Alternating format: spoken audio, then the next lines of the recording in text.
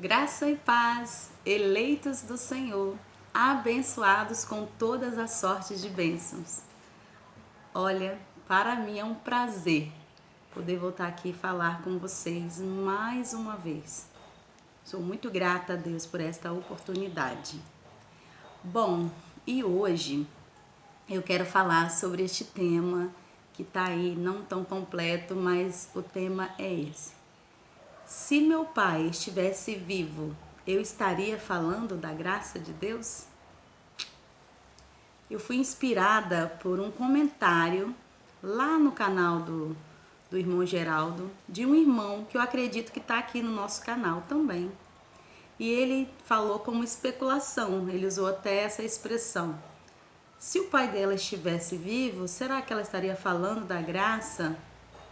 E desde quando eu li, na verdade meu esposo falou do comentário, depois ele localizou o comentário para eu ver e entender o que o irmão estava dizendo, mexeu muito comigo.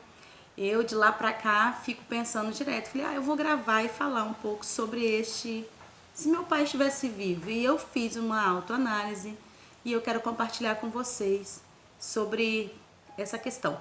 Bom, desde pequena eu entendia, né, que meu pai era pastor. Então, a menina, né, acompanhava o pai, né, vamos colocar assim. Eu sou da época dos crentes assembleanos, raízes, tá? Nesses Nutella não, raízes. Onde eu ia todos os filhos, né, que todo mundo escadinha, aquele monte de menino, e todo mundo a pé, ou de bicicleta, ou desbravando mesmo a região qual eu moro, né?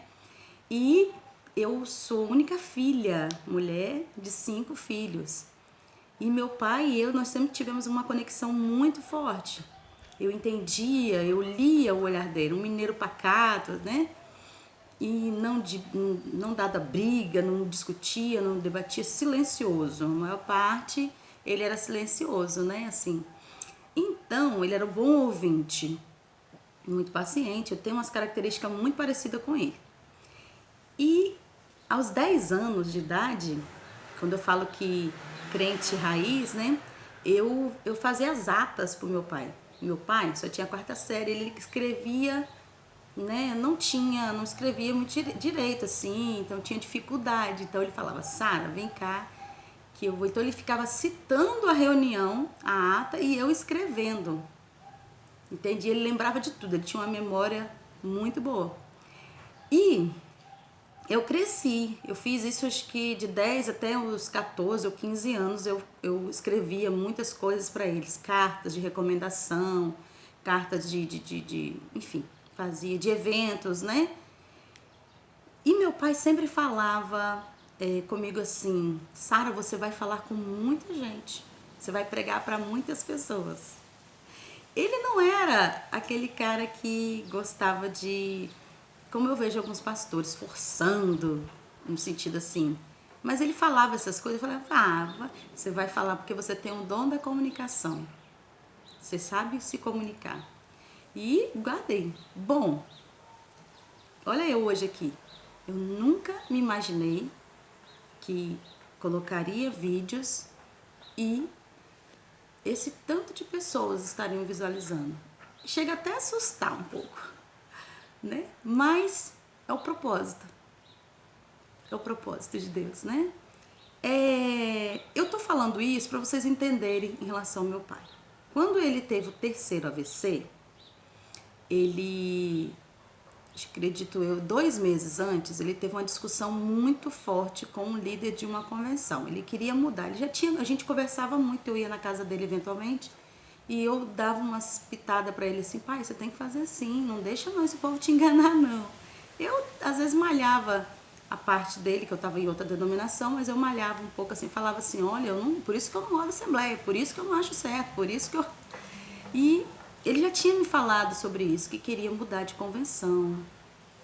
E quando ele descobriu lá que, enfim, a igreja dele não estava passando uma situação lá, não estava sendo cadastrada como deveria ser, enfim, essas coisas que matam os homens e mulheres, né? Que a gente sabe na religião, poder, né?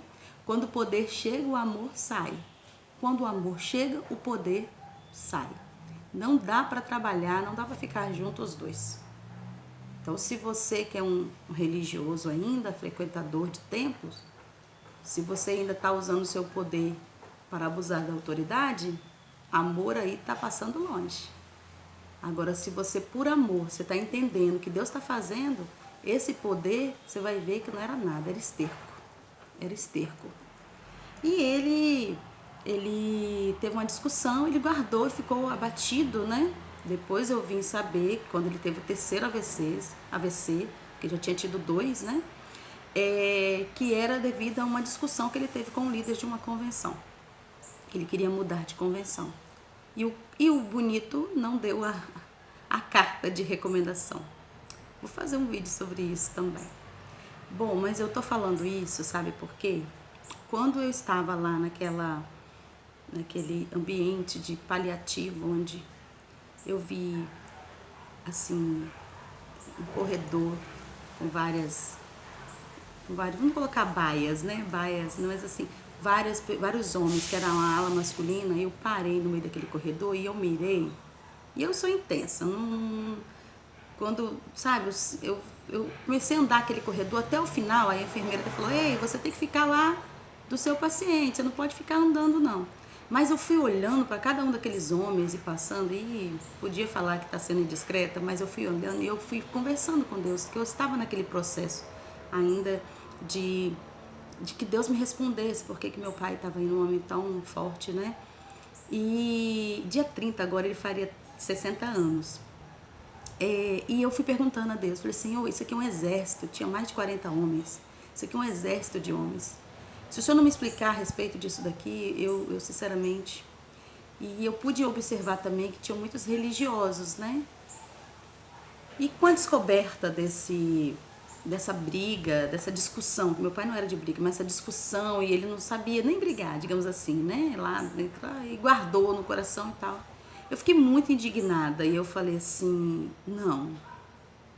Fiquei muito indignada, eu vou falar sobre isso. Mas lembra que eu falei num determinado vídeo que eu esperava um milagre. E quando eu pensava no milagre, eu falei, Senhor, se meu pai se recuperar, eu não sei se eu vou falar dessa graça. Então a resposta é, não, eu não falaria. Eu guardaria para mim, provavelmente eu não frequentaria nenhum templo religioso, ficaria na minha casa, né, com meus filhos, com meu marido, meu pai achando que eu ia pro inferno, digamos assim, né, minha filha, oi, Jesus está voltando, aquela coisa toda, mas eu não falaria da graça. E hoje eu entendo que se aprove o Senhor, né, era o tempo dele voltar para casa, é por causa desse propósito. Ele não falava lá que eu falaria para muitas pessoas, eu não pregaria para muitas pessoas, eu não sou pregadora aqui, mas eu estou falando a muitas pessoas. Confirmou. E para eu estar falando aqui, ele teve que partir. Porque realmente isso seria algo, né, para ele talvez, né, desonroso, né? E Sara, e te perguntarem assim, mas você não está desonrando a memória do seu pai e tal? Não tô não, não sinto assim não. Sabe por quê? A carne já se foi, voltou ao pó. O espírito, esse está com Deus. E não tem nada de desonra, não tem nada de... Para mim, eu me sinto muito orgulhosa, porque ter tido um pai terreno que a vida toda pregou o evangelho. É uma pena que era um evangelho de prisão, de engano. Mas aprove ao Senhor que eu aqui tivesse a minha mente iluminada para estar hoje falando com vocês. Então, é isso. Eu não estaria pregando mesmo. Não estaria falando da graça. E muitas das vezes, alguém tem que ir embora da sua vida para você se posicionar. É isso que aconteceu comigo. E compreenda que tudo coopera para o seu bem. Afinal, você não ama Deus? Graça e paz.